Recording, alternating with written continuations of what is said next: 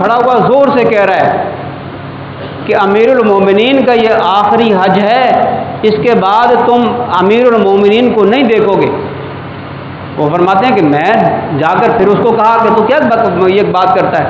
تو حضرت عمر رضی اللہ تعالیٰ عنہ حج سے واپس تشریف لا رہے تھے تو ایک مقام پر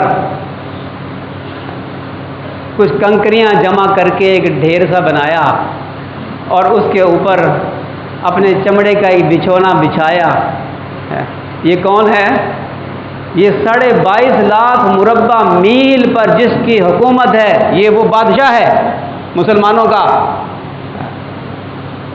یہ چمڑے کا اپنا بچھونا بچھا کر اس پر لیٹ گئے، کوئی پہرے دار نہیں، کوئی گن مین نہیں، کوئی سیکورٹی گارڈ نہیں، لیٹے لیٹے آسمان کی طرف دیکھ رہے ہیں اور پھر دعا مانگ رہے ہیں، یا اللہ میں بوڑھا ہو گیا، میں اس سلطنت کا بوجھ اب اٹھا نہیں سکتا، اب تو مجھے اپنے پاس بلا لے، میں نہیں چاہتا کہ اپنے مرنے سے پہلے مجھ سے کوئی ظلم ہو جائے، کوئی زیادتی ہو جائے، کوئی خلاف شرع کام ہو جائے، اے اللہ بس اب تو مجھے اپنے پاس بلا لے۔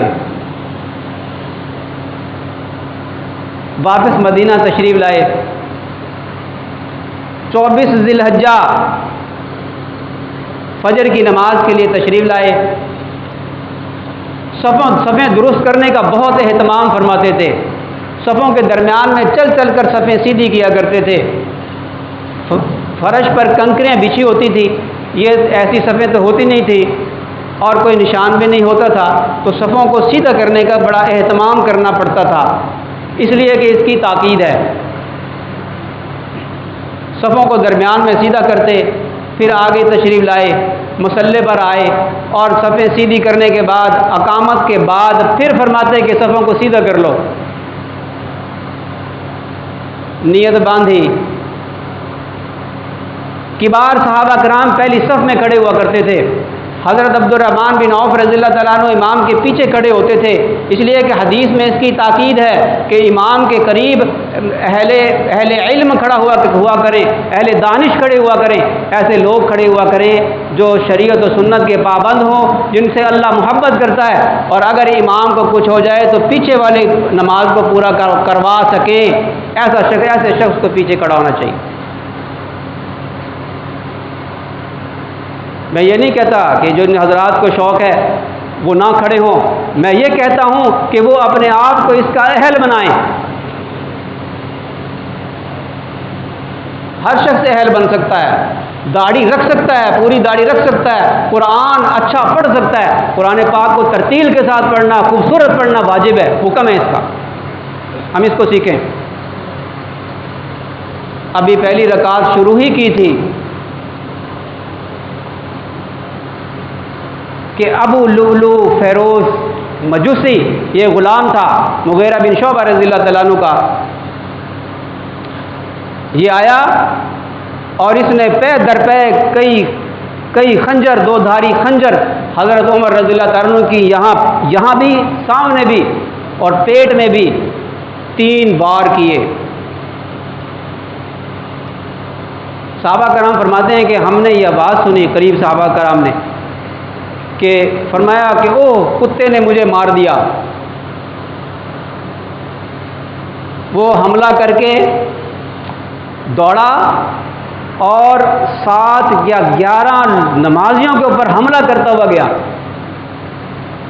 حضرت سعد بن ابی وقاص رضی اللہ تعالیٰ عنہ نے جب وہ بھاگ رہا تھا اپنا جبہ اس کے اوپر پھینکا اور اس کو قابو کیا۔ اس نے دیکھا اب میں پکڑا گیا تو اس نے اپنے ہی خنجر سے خودکشی کر لی۔ اور حضرت عمر رضی اللہ تعالیٰ عنہ یہ فرماتے ہیں کہ میں نے خواب میں دیکھا ہے، پہلے فرمایا تھا میں نے خواب میں دیکھا ہے کہ ایک پیالہ ہے اور اس پیالے کے اندر مغز ہے، اور ایک مرغے نے وہ اس پر ٹھونگ ماری، پیالہ ٹوٹ گیا، مغز گر گیا۔ فرمایا کہ یہ مرغہ عرب میں نہیں ہوتا، ایک اجمی شخص مجھ پر قاتلانہ حملہ کرے گا اور اس میں شہید ہو جاؤں گا۔ دعا مانگا کرتے تھے، اللہم ارزقنی شہادتاً فی سبیلک واجعل موتی فی بلد رسولک۔ صحابہ کرام سوچتے تھے کہ یہ دعا، اے اللہ مجھے شہادت عطا فرما اور مجھے مدینے کی موت عطا فرما۔ شہادت تو میدان جہاد میں ہوتی ہے، میدان جنگ میں ہوتی ہے، یہ دعا کیسے قبول ہوگی؟ دونوں چیزیں جمع کیسے ہوں گی؟ اللہ نے شہادت بھی عطا فرمائی اور مدینے کی موت بھی عطا فرمائی۔ زخمی ہو گئے اور ہاتھ سے پکڑ کر حضرت عبد الرحمن بن عوف رضی اللہ تعالیٰ عنہ کو جلدی سے آگے کر دیا، خود گر گئے۔ پیچھے والے صحابہ کرام کو نہیں معلوم کیا ہو رہا ہے، تھوڑی دیر تک آواز رک گئی۔ صحابہ کرام فرماتے ہیں کہ ہم نہیں سمجھ سکے کہ آواز نہیں آ رہی۔ عمر فاروق کی آواز آئی تو عبد الرحمن بن عوف رضی اللہ تعالیٰ عنہ کی آئی، انہوں نے انا آتینا کل کوثر چھوٹی چھوٹی 2 سورتیں پڑھا کر نماز مکمل کروا دی، اور پھر صحابہ کرام آگے بڑھے۔ حضرت عمر فاروق رضی اللہ تعالیٰ عنہ کو اٹھایا، فرمایا کہ مجھ پر حملہ کس نے کیا، اس کو میرے پاس لاؤ۔ فرمایا صحابہ کرام نے کہ اس نے تو خودکشی کر لی۔ پھر پوچھا کہ کوئی کسی مسلمان نے تو نہیں مجھ پہ حملہ کیا؟ کہ فرمایا کہ نہیں، ایک مجوسی نے حملہ کیا، اس نے دھمکی دی تھی، یہ غلام تھا، زریں بناتا تھا۔ ایک مرتبہ شکایت لے کر آیا اپنے آقا کی۔ کیا شکایت؟ مکاتبت کی تھی کہ اتنی مالیت مجھے دے دو لا کر، میں تمہیں آزاد کر دوں گا۔ اس نے آ کر کہا کہ امیر المومنین یہ مکاتبت کی رقم زیادہ ہے، آپ سفارش کر دیں کہ وہ کم کر دے۔ پوچھا کتنی مکاتبت طے ہوئی؟ کہ جی اتنی ہوئی۔ فرمایا کہ یہ تو زیادہ نہیں ہے، تو بہت مناسب ہے۔ پھر فرمایا کہ اچھا ہمیں بھی ایک زرہ بنا دو۔ اس نے دانت چباتے ہوئے کہا کہ اچھا میں ایسی زرہ بنا کر دوں گا کہ آپ یاد رکھیں گے۔ تو جب وہ چلا گیا تو فرمایا کہ اس نے مجھے قتل کی دھمکی دی ہے۔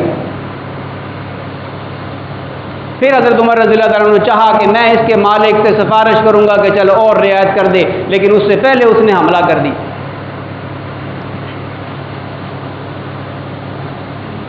آپ کو دودھ پلایا گیا، حکیم طبیب کو بلایا گیا، انصار سے بھی طبیب کو بلایا گیا، مہاجرین سے بھی طبیب کو بلایا گیا۔ انہوں نے آ کر دودھ پلایا، دودھ زخموں سے نکل گیا۔ نبیذ پلائی، نبیذ رات کو کھجوریں یا انگور بھگو کر رکھیں، صبح کو جو پانی ہوتا ہے اس کو نبیذ کہتے ہیں۔ نبیذ پلائی، وہ زخم سے نکل گئی۔ طبیب نے کہا اے امیر المومنین وصیت لکھ دیجئے، اپنا جانشین مقرر کر دیجئے۔ 6 صحابہ کرام کو منتخب فرما کر فرمایا مشورہ کرو اور اپنے میں سے امیر طے کرو۔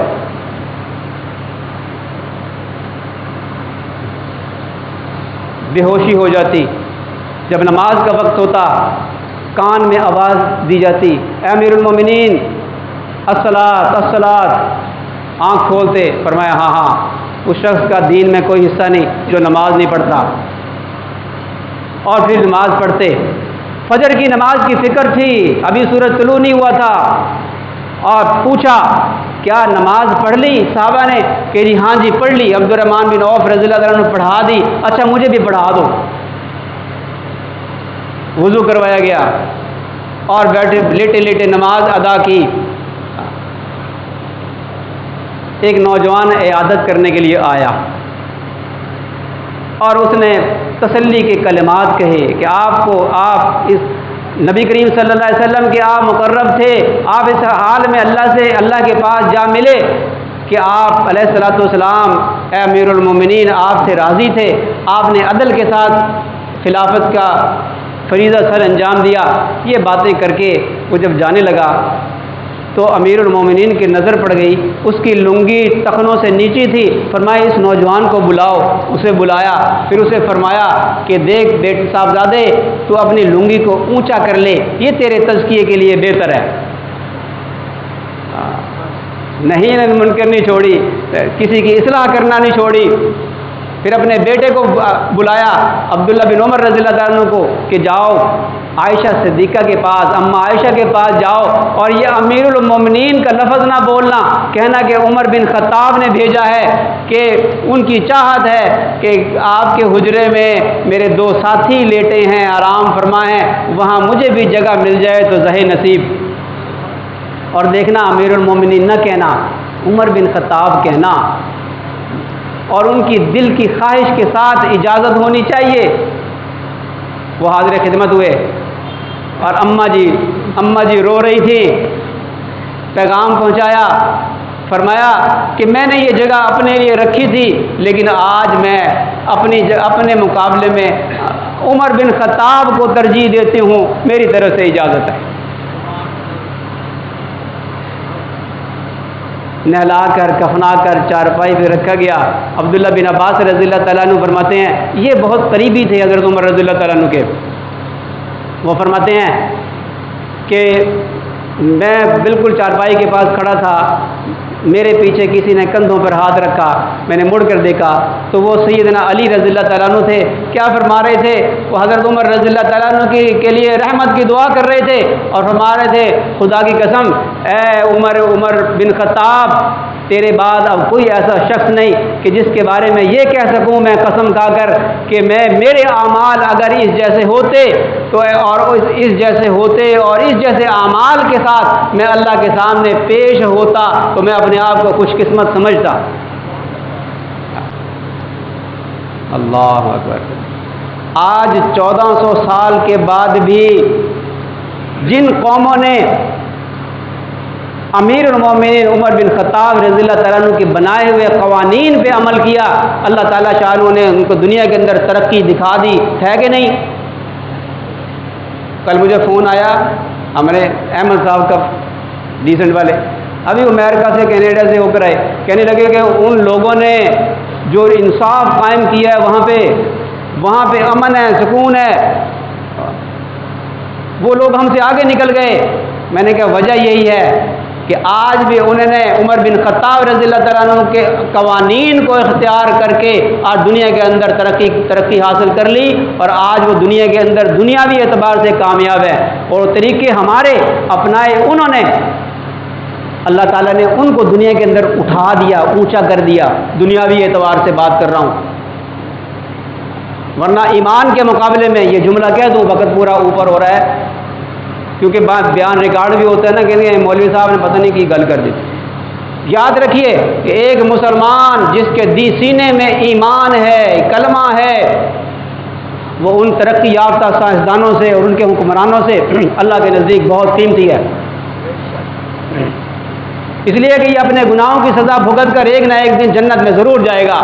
لیکن اللہ تعالیٰ شانو تنبیہ کرتا ہے کہ جو قوانین ہم نے تمہیں دیے ہیں ان قوانین کو تم اختیار کرو گے تو ہم تمہیں دنیا میں بھی کامیاب کریں گے، عزت عطا فرمائیں گے اور ترقی عطا فرمائیں گے، ساری قوموں کی تم رہنمائی کرو گے، ساری قوموں کے اوپر تم حکمرانی کرو گے، اور اگر تم اس تین طریقوں کو چھوڑ دو گے تو دنیا میں بھی ناکام ہوگے اور برباد ہو جاؤ گے، اور آخرت میں بھی تم سے پوچھا جائے گا۔ تو حضرت عمر فاروق رضی اللہ تعالیٰ عنہ ہر لائن میں بہت سی باتیں ذہن میں ہیں، لیکن وقت پورا ہو گیا۔